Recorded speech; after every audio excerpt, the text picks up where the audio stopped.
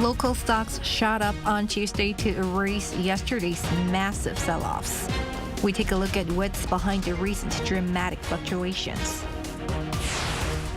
In Paris, An Se-young brought home gold in the women's singles badminton, cementing her reputation as the world's top-ranking player. And we have a story about Korean language educators whose mother tongue isn't Korean, but who have achieved fluency with their passion and are now dedicated to teaching others. It's August 6 p.m. in Seoul. This is Newscenter. Thank you for joining us. I'm Yoon Jung-min. We begin with the local stock market closing with a sharp rebound today after a big collapse on Monday. The surge led to trading curbs shortly after markets opened. Moon Hae-ryun has the details. South Korea's stock market showed a steep climb following Black Monday, which saw the country's worst trading session since the global financial crisis of 2008. According to the Korea Exchange on Tuesday, the Kospi closed at just over 2,522, 3.3% higher than the previous day's close, while the secondary tech-heavy Kosdaq ended the session at over 732, up by more than 6%.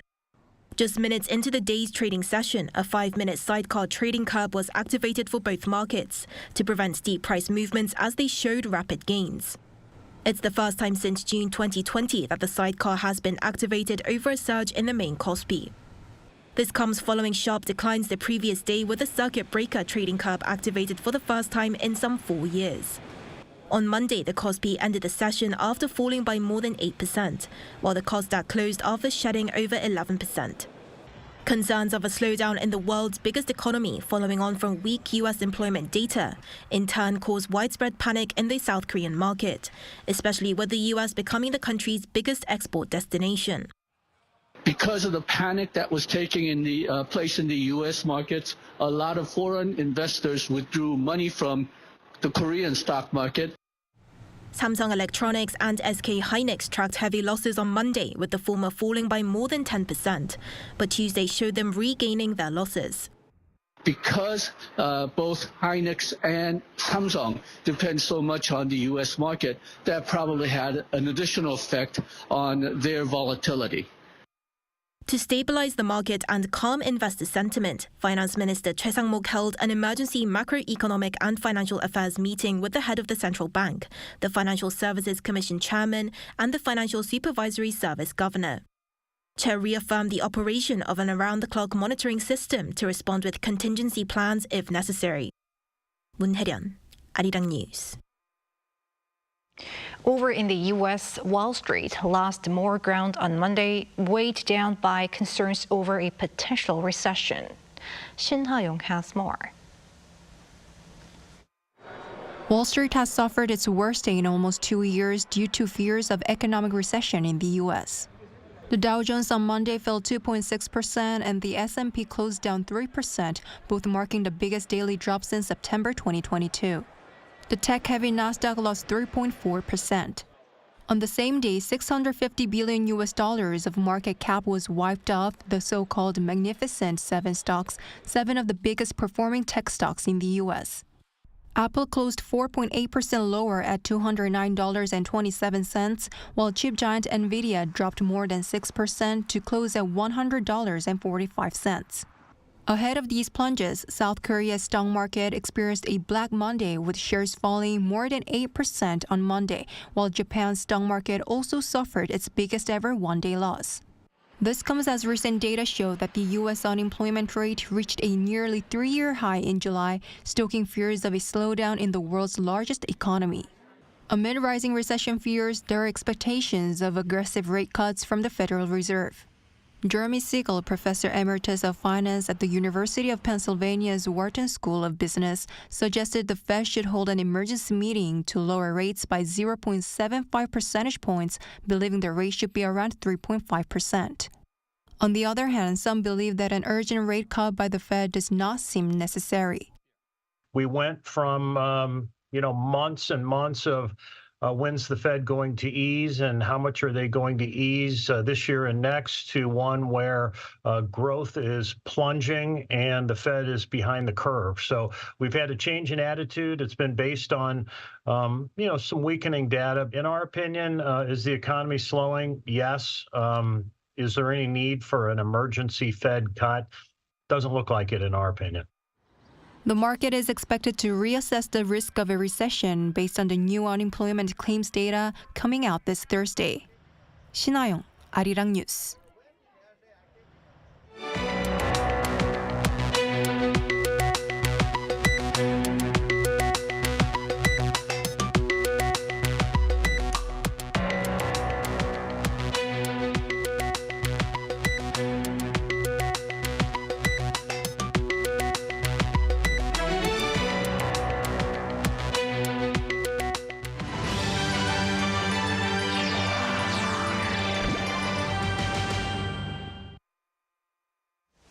Team Korea's An Se-young is bringing home the gold from the women's badminton singles event. Our Lee Seung-jae covers her match and more. It's one thing to be ranked #1 in the world, but to take on the pressure and win Olympic gold is another. South Korea's An Se-young, who's ranked #1 in the world in women's badminton singles, faced off against China's He Bingjiao on Monday and did not disappoint. An dominated her opponent in straight sets, 21-13, 21-16, for a 2-0 win in the final to claim the top podium spot. With the win, An claimed South Korea's 11th gold medal in Paris and the country's first gold medal in the sport since Bang Soo-hyun in 1996. South Korea has shown its dominance in archery, but it's also shown that it's one of the best in the world when it comes to shooting events. The country added yet another Olympic medal in shooting on Monday when Cho Young-jae won the men's 25-meter rapid-fire pistol silver, marking South Korea's 6th medal in the sport. Cho started off strong but finished second behind China's Lee Yu-hong. With the 6th podium finish in shooting in Paris, South Korea won more shooting medals this year than any other Olympics before. And finally, South Korea has advanced to the quarterfinals of women's table tennis team event after defeating Brazil 3-1 on Monday. The trio of Shin Yu-bin, Jeon Ji-hee, and Lee Eun-hae advanced after 1 doubles and 3 singles matches. The duo of Shin and Jeon won the opening double event to start things off. Lee lost the first singles event, but her teammates cruised through in the next. Shin won a mixed doubles bronze earlier and is now eyeing her 2nd Paris Olympic medal. With 11 gold medals in Paris, South Korea is now 2 top podium finishes away from matching its Summer Games record set during the 2008 Beijing Summer Games and 2012 London Summer Olympics. Lee Seung-jae, Arirang News.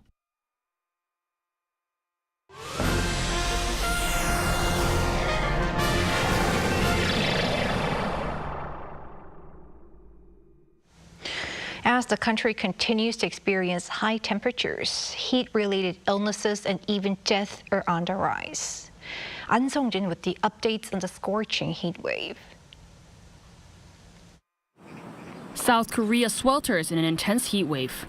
As the scorching heat bakes the country, there were around 1,700 cases of heat-related illnesses reported over the past 11 weeks, and there have been 14 deaths as of August 4th. This is according to the Interior and Safety Ministry on Tuesday. In Seoul, a 71-year-old was found dead in her home on Sunday, while another woman in her 70s was also found dead while working in the fields in Jeollanam province. It's not only people that are suffering from the heat. Since early June, livestock including around 26,000 pigs and over 270,000 poultry have also died. Along with record-breaking temperatures, there's been short but intense rain across the country. The Korea Meteorological Administration on Tuesday stated that areas of Jeollanam province and Gyeongsang-buk-do province saw up to 100 millimeters of rain. Other areas such as Gyeonggi-do province also saw rain of up to nearly 90 millimeters. With heavy rain on Monday afternoon, lightning struck a water supply facility in Muan-gun County, Jeollanam province, temporarily cutting off water supply for some households. Other damage across the nation includes power outages and river flooding. Fire authorities have also received reports of fallen trees, flooding of houses, roads, and vehicles all over the country. The government has been monitoring and responding to heat-related issues, and as of Tuesday afternoon, the heat warning is still in effect. The KMA also cautioned that heavy rain showers accompanied by strong winds and thunder and lightning will continue amid the heat waves and tropical nights. An Sung-jin, Arirang News. A set of measures has been unveiled to support vendors affected by the recent payment delays of two major e-commerce platforms. Starting Friday, liquidity support will be provided worth over 500 billion won in total. Lee Si-hoo has this report. On Tuesday, the South Korean government announced comprehensive measures for those suffering financial damage from the ongoing crisis involving e-commerce platforms TMON and WeMakePrice. Government is committed to minimizing damage to consumers and vendors by maximizing available resources. From Wednesday, vendors waiting for delayed payments can apply for an up to 1-year extension of the maturity of their existing loans. And from Friday, vendors can apply for liquidity support with more than 300 billion Korean won, or roughly $218 million in total, being offered by the Industrial Bank of Korea and the Korea Credit Guarantee Fund. This support is given in the form of special low-interest loans at the minimum rate of 3.9%, at least 1 percentage point lower than the regular rate for small business owners. The owners can receive loans of up to the cost of the damage or 3 billion Korean won, whichever is less. Also on Friday, another emergency loan totaling 200 billion Korean won or $145 million by two government agencies, the Small Enterprise and Market Service and the Korea SMEs and Startups Agency. Individual small business owners can apply to borrow up to 150 million won, and medium-sized business owners can apply for up to 1 billion won. For further support, some 20 related government and civil bodies are coming together to form an emergency response team. The Ministry of SMEs and Startups, the Financial Services Commission, and other bodies are operating consultation and information services for victims. They're also setting up special teams to prevent potential abuse of aid. The delayed refunds and payments by South Korean affiliates of Singapore-based e-commerce platform Q10 have caused market chaos in the country since early July. Since then, the sellers have been waiting for payment and customers for refunds on unshipped products or canceled services. Sources say the issue stems from a liquidity crisis at Q10 after its takeover of another shopping platform earlier this year. The estimated total cost of damage as of last week was over 274 billion Korean won, or around $200 million. Lee Si-hoo, Arirang News. The amount in exports of agricultural goods in the first 7 months this year reached a record high of some $5.7 billion. That's up over 9% from the same period a year ago, according to the Ministry of Agriculture, Food and Rural Affairs on Tuesday. By item, exports of instant noodles topped the list at $700 million, up 34%. Exports of instant rice increased by 46%, and kimchi exports rose by 4%. By country, the U.S. topped the list, followed by China and Japan. In other news, the Biden administration is seeking to contain the risks of a direct hostile confrontation between Israel and Iran as the latter pledges to retaliate against the recent assassination of a senior Hamas official in Tehran. Choi Min-jung reports. U.S. President Joe Biden convened his national security team on Monday to discuss ways to prevent the crisis in Gaza from becoming a full-blown regional conflict. Biden said he and the vice president were briefed on developments in the Middle East. They received updates on threats posed by Iran, diplomatic efforts to de-escalate regional tensions, and preparations to support Israel should it be attacked again. Biden said they also discussed measures to defend U.S. forces and respond to any attack against its personnel. This comes as several U.S. personnel are believed to be injured after a suspected rocket attack at Al-Assad Air Base in Iraq. Though the source for the attack has not been identified, Iran-backed militant groups have been blamed for previous attacks against U.S. service members in the region. Meanwhile, Washington has been urging countries to tell Iran that an escalation is not in their best interests. We're at a critical moment for the region. and it is important that all parties take steps over the coming days to refrain from escalation and calm tensions. Escalation is in no one's interest. On Wednesday, the Organization of Islamic Cooperation is set to hold an emergency meeting in Saudi Arabia at the request of Iran. Foreign ministers of Arab nations will discuss the pressing concerns, including the recent killing of Hamas leader Ismail Haniyeh last week in Tehran. Iran will reportedly seek to convince other nations to support its plans to retaliate against Israel.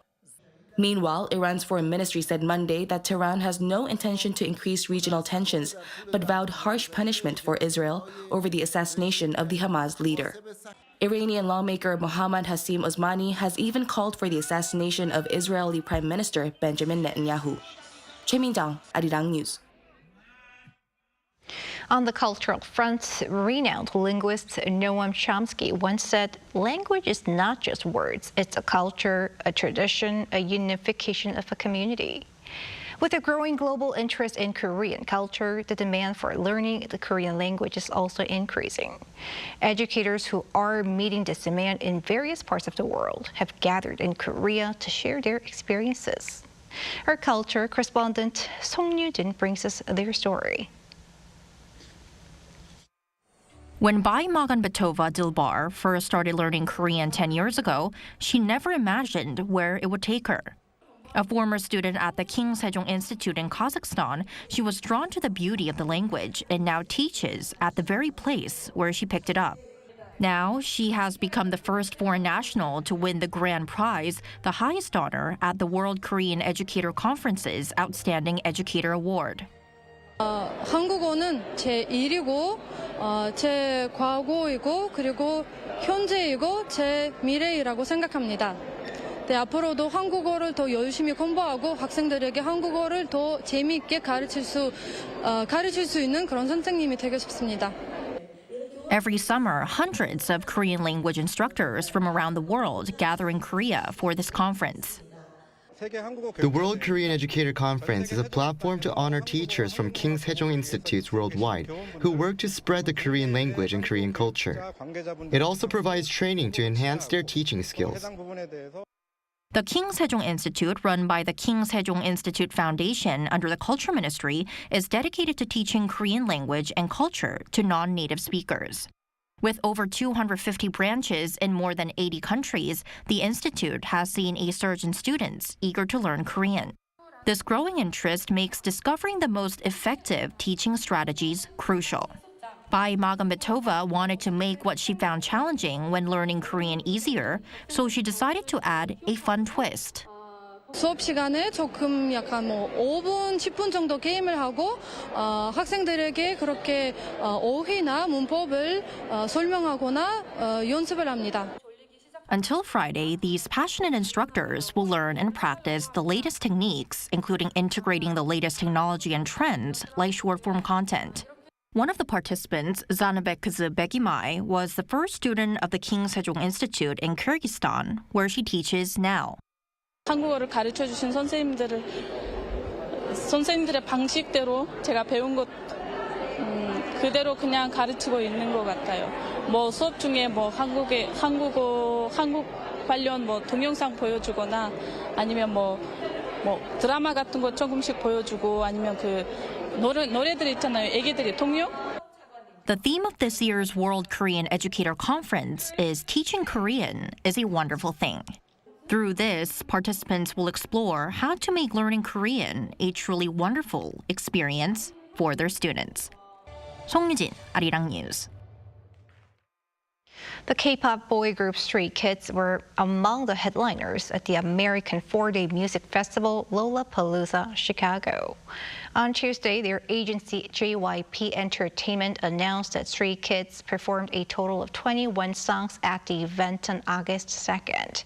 They entertained tens of thousands of fans with their hit songs such as Super Bowl, Lonely Street, and My Pace. The group was chosen as the headliners for Chicago, marking their second time following last year's Lollapalooza Paris. Lollapalooza is a major music festival that began in Chicago in 1991 and now takes place around the world, including in France, Chile, and Brazil.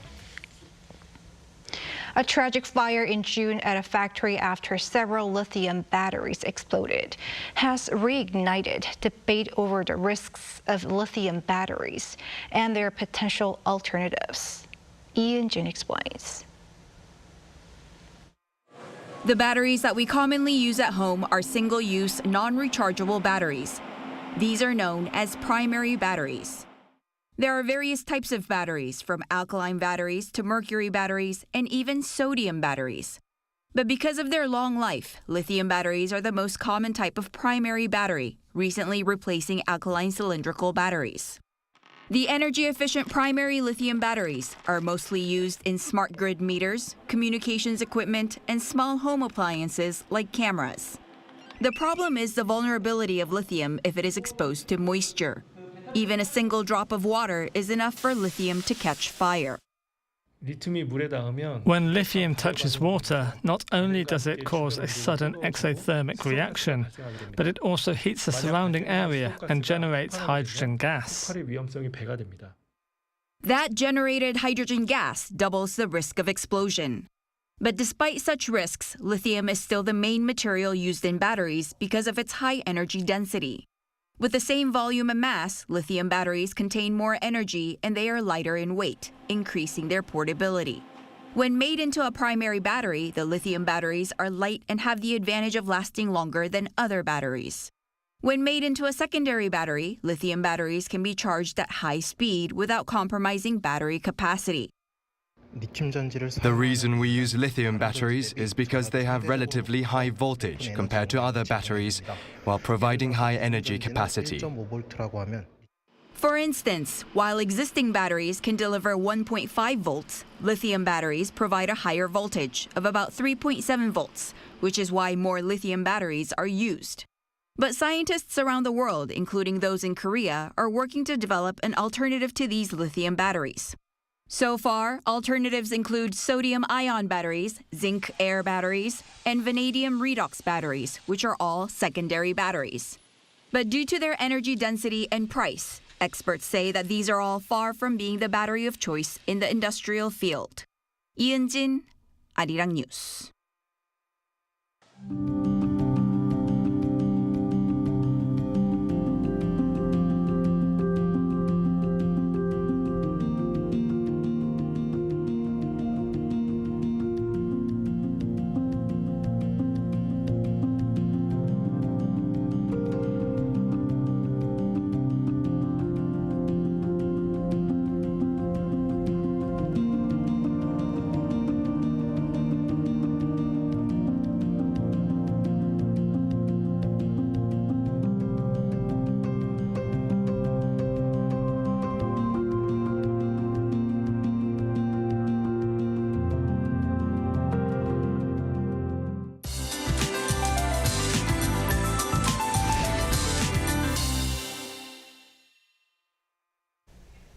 With heatwave warnings in place in most parts of the country, tomorrow will be just as hot as today. As temperature and humidity levels soar, it will feel even hotter than it actually is. During heat waves, it's recommended to avoid going out between 10 a.m. and 3 p.m. when temperatures are at their highest, and to drink plenty of water. There are continuous showers these days as well. Tomorrow, up to 60 millimeters of rain will pass over the country until the evening. Make sure to have an umbrella with you when heading out. Tomorrow morning will start off at least 25 degrees Celsius. It will move up to 34 in Daejeon and Gwangju, Daegu and Gyeongju, 35 degrees.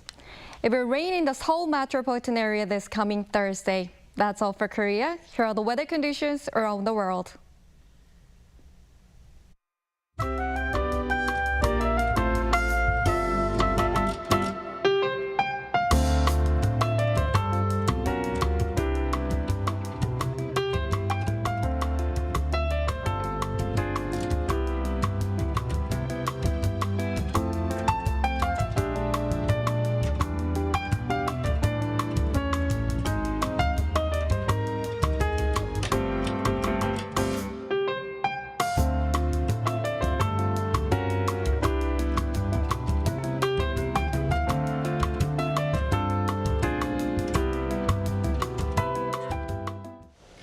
That is Newscenter for tonight. Thank you for watching. A panel session coming up.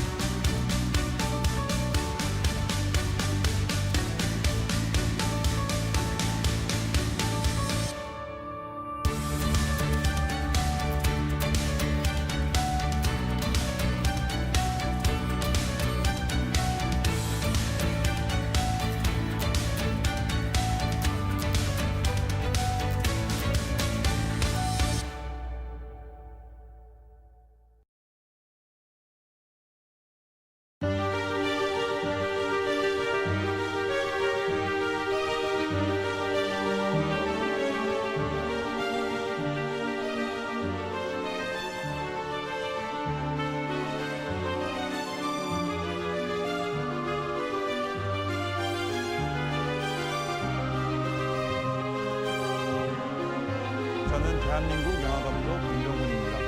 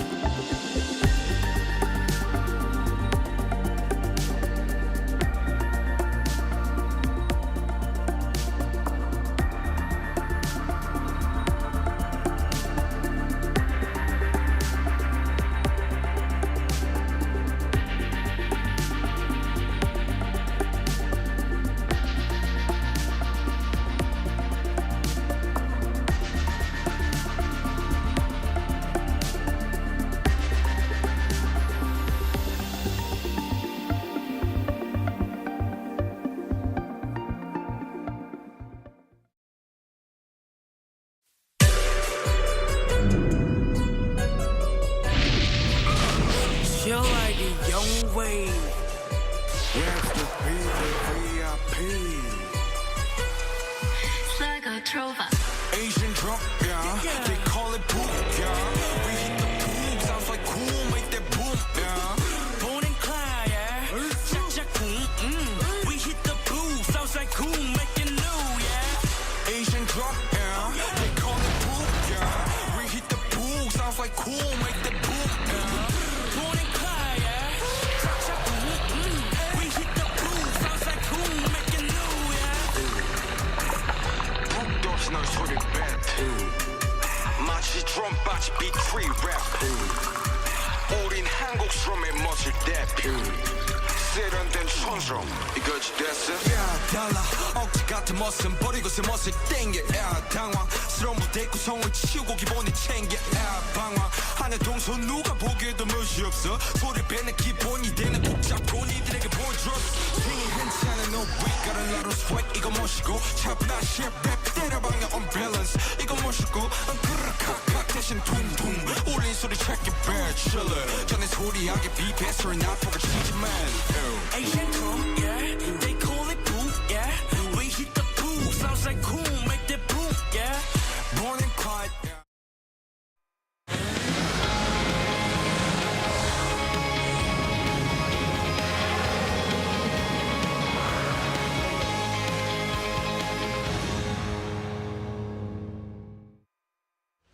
Thanks for joining us. You've tuned into Arirang's Within the Frame. I'm Han-dan in Seoul.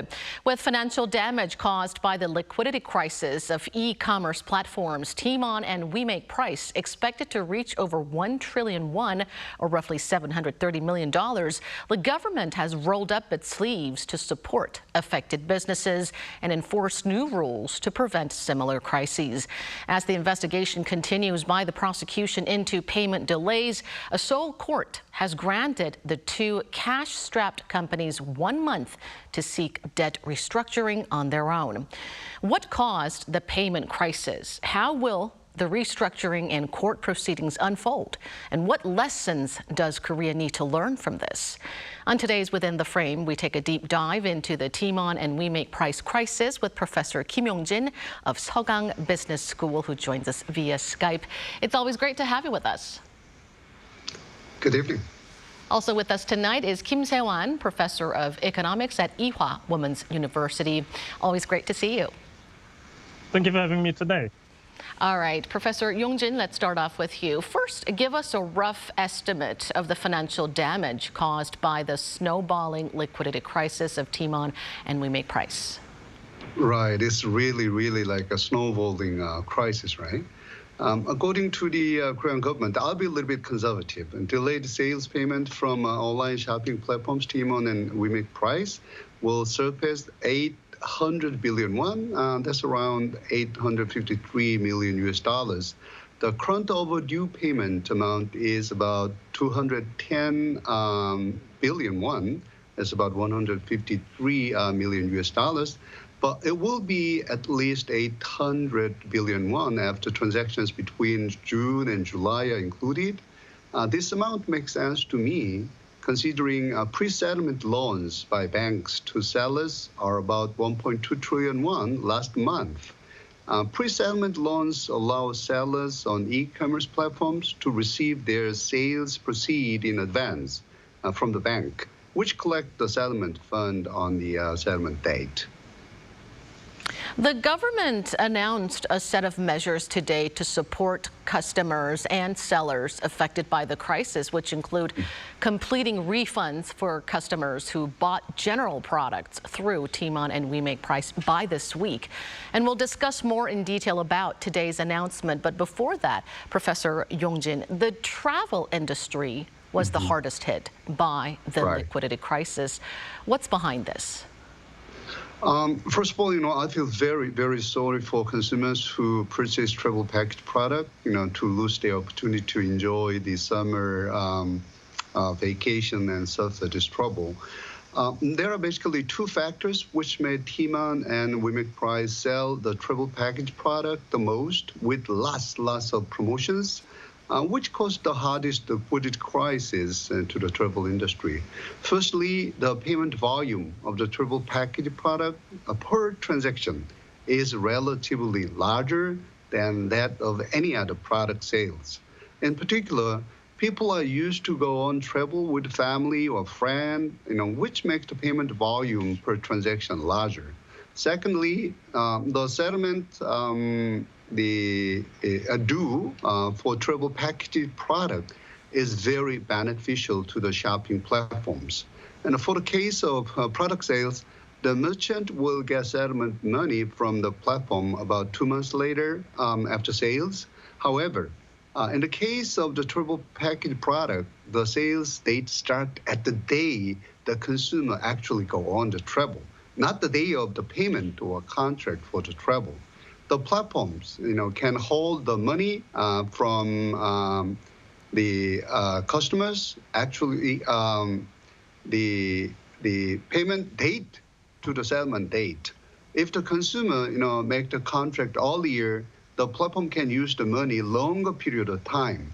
This is why the platform put lots of effort on sales of travel package product. So a couple of factors were at play, and one of them is the two companies' aggressive promotions of summer vacation package items. As you mentioned, a lot of customers were frustrated, to say the least, as the crisis erupted during the peak vacation season. And it appears TMON and WeMakePrice, they both took advantage of the payment periods as well. Now, Professor Sehwan, analyses are pouring in on the causes of the massive liquidity crisis, and it appears there's more than one culprit that led to the solvency crisis. Could you elaborate for us what went wrong? One of the most fundamental reasons for liquidity crisis would be 10Q's, which is the mother company of TMON and WeMakePrice, over-expansion of business by merging other e-commerce firms. Basically, they buy more than they can chew. In last 2 years, Q10 has expanded by acquiring 5 domestic and international platforms.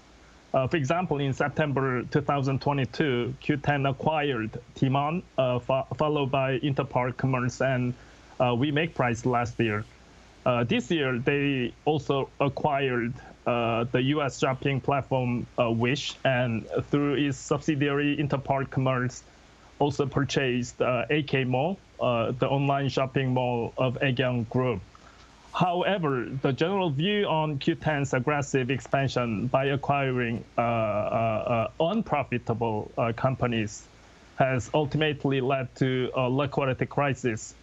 The financial conditions of TMON and WeMakePrice, which were already accumulating losses before their acquisition, and the two firms' financial situation became even more dangerous under the acquisition by Q10. So in these circumstances, actually there is a speculation that Q10 may have caused the delay in settlement by using the funds paid by customers for operations before dispersing them to the sellers. So Q10's aggressive business expansion, as you mentioned, biting more than they can chew, and also lack of proper regulations also seem to be one of the main culprits. It's quite disturbing to know that financial authorities were aware of the parent group's financial risks from years before, but they failed to address the problem due to regulation blind spots. And staying with you, Professor Kim, a Seoul court has approved the Autonomous Restructuring Support Program, or the ARS program, for TMON and WeMakePrice. What exactly is the program, and how is it different from a court receivership? The ARS program, which is Autonomous Restructuring Support Program, is a system supported by the court to facilitate voluntary restructuring negotiations between debtors and creditors before a rehabilitation procedure is initiated. So if this ARS fails, the court goes to a resolving program. The purpose of ARS program is resolving dispute quickly and amicably and at the minimal cost. Last week, CEOs of TMON and WeMakePrice both asked ARS, and the court accepted it. The court has decided to give 1 month until the second of next month, September, for voluntary negotiations between the company and the creditors. During this period, rehabilitation procedure will be suspended. If necessary, the suspension period can be extended up to 3 months. So if agreement is not reached, the mandatory initiation of the rehabilitation procedure or receivership begins by court. But I think it should be noted that the vast scale of the creditors and the complex web of interest involved are expected to make the negotiation process quite challenging, and therefore the payment to the creditors can be delayed without any result of negotiations for 3 months. Professor Yongjin, as Professor Kim pointed out, the two troubled e-commerce platforms, TMON and WeMakePrice, have about 1 month to strike a deal with creditors. What are your prospects for the ARS procedures going forward? Well, before we proceed with this question, I want to add one point to Professor Sewon. The most important problem of this crisis would be the huge loss of this company. I mean, the fierce competition in Korean e-commerce market would cause big losses to both TMON and WeMakePrice. So that is one of the biggest problem, the very fundamental problem. Okay, then with the ALS procedures, how it going in general, it will be I think almost impossible to make a deal in its current form. There are several success cases which apply the ARS program. In those cases, the number of creditors were less than 10, and most creditors were financial companies, which could initiate the ALS processes because they have resources, they have skills. How could any company make a deal with 110,000 creditors? I believe there is only one way to make these ARS procedures go smoothly. According to the law, payment gateway companies are obliged to refund to consumers who paid through the company. If they refund most of the delayed payment, there will be the co-creditors to these two platforms. So the two companies think of payment gateway companies as creditors and ask them to convert their credit to capital. Then the platform companies will deal with less number of creditors than 110,000 creditors, or within a month, they can find investors to make up the lagged fund, but which looks a very hard deal to make to me. So during the 1 month period, the companies will seek voluntary negotiations with their creditors to reschedule payments, and this while the court suspends its decision on whether to place them under a court-led debt restructuring. But as you mentioned, it will be extremely challenging to strike a deal with thousands of creditors. Professor Sewon, after vowing to inject more than 560 billion won, or roughly $412 million, to facilitate cash flow, the government today has announced a new set of guidelines to prevent the recurrence of similar e-commerce insolvencies. Walk us through the key points, and do you think they would be effective? Well, first of all, I'm glad that Korean government finally recognized the importance of the new regulation on e-commerce. The key point of the new e-commerce guideline is on the reduction of settlement period. Korean government sees that one major reason for TMON and WeMakePrice crisis is on too long settlement period. TMON and WeMakePrice settlement periods are about 2 months, while other e-commerce platforms like Naver and Gmarket pay in the next day of the purchase. So all e-commerce companies will be required to manage sales proceeds separately, and the settlement period will be also be shortened. Korean government and ruling party decided to enforce the general product providers affected by situation would be refunded completely by the end of this week. Government will finance 560 billion won for this refund. So mandating e-commerce platforms to separately manage payments for vendors and also shortening the deadlines of payments were also included, according to reports. And these are some of the key points outlined by the government today. Professor Yongjin, how would the TMON and WeMakePrice crisis reshape the landscape of Korea's competitive e-commerce industry? Basically, after this crisis, the phenomenon, the richer gets rich, the poor gets poorer. will be going on in the e-commerce market in Korea. Recently, number one e-commerce site, Coupang, actually dominate the market, and the 11th Street and the G Market are gaining momentum after TMON and WeMakePrice overdue payment. Customers who lose trust, this e-commerce, the most important factor in e-commerce is customer trust, right? So customers who lose trust in under two companies will move quickly to other big e-commerce players. Matter of course, other e-commerce companies, including Lotte-on and SSG.com, will be a beneficiary. In addition, Chinese e-commerce companies like Alibaba and Temu would have another momentum to penetrate Korean market further. The number of active, customers of Alibaba and Temu has been growing very, very fast. The liquidity, crisis caused by TMON and WeMakePrice will allow both sellers and customers to move to the Chinese companies due to their size. They are very big, and they have excellent system to secure the transactions. So the richer will get richer and the poorer will get poorer. That's not Right. a desired way of competition in a free market economy. So perhaps we may need more regulation, more government support to address that issue as well going forward.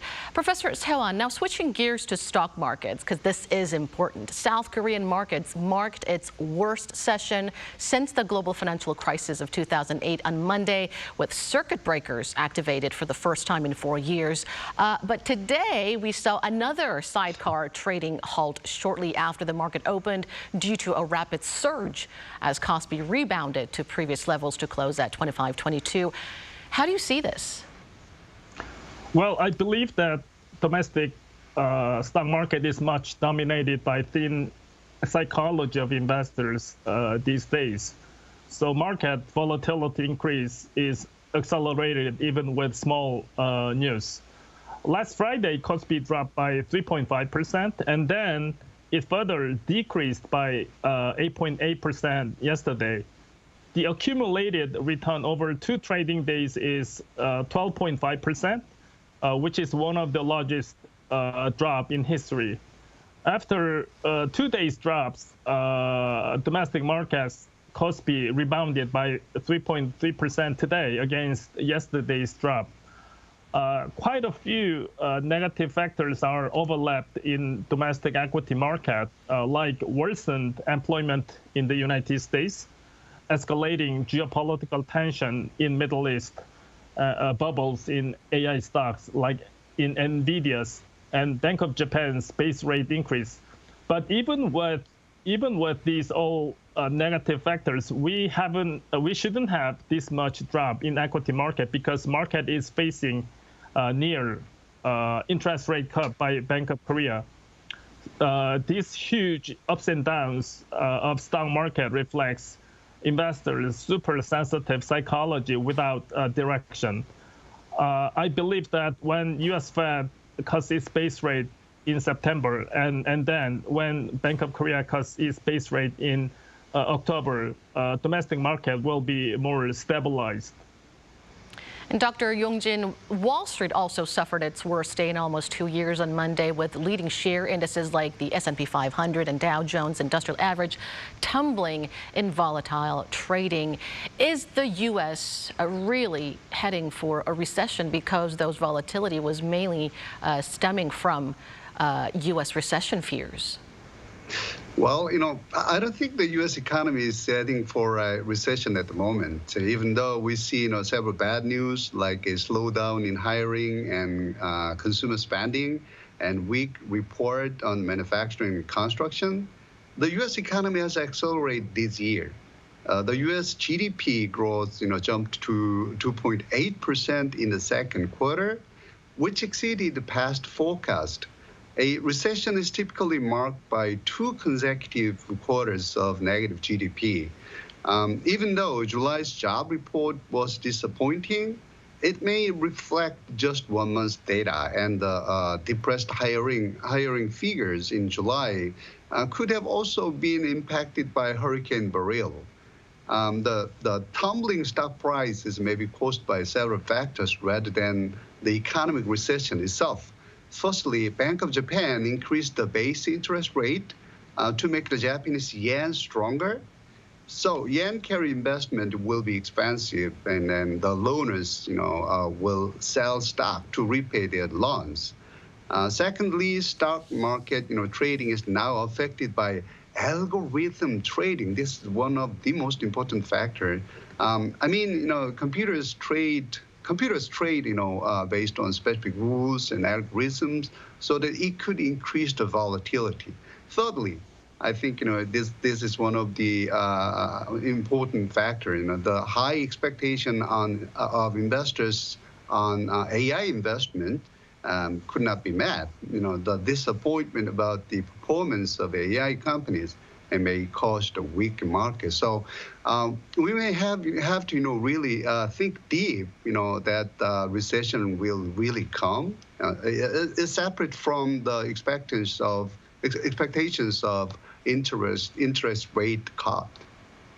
So investors, they don't need to be overly concerned about a potential U.S. recession, but still it feels like we're facing uncertainties on top of uncertainties, so we'll be sure to closely monitor how things develop from here on out. Thank you so much, Professor Yongjin, for your perspectives. Thank you for having me. And many thanks to you as well, as always, Professor Sewan, for your valuable insights. Thank you very much. And that brings us to the end of this show. Thank you for watching, and be sure to tune in same time tomorrow to join our conversation. Goodbye for now.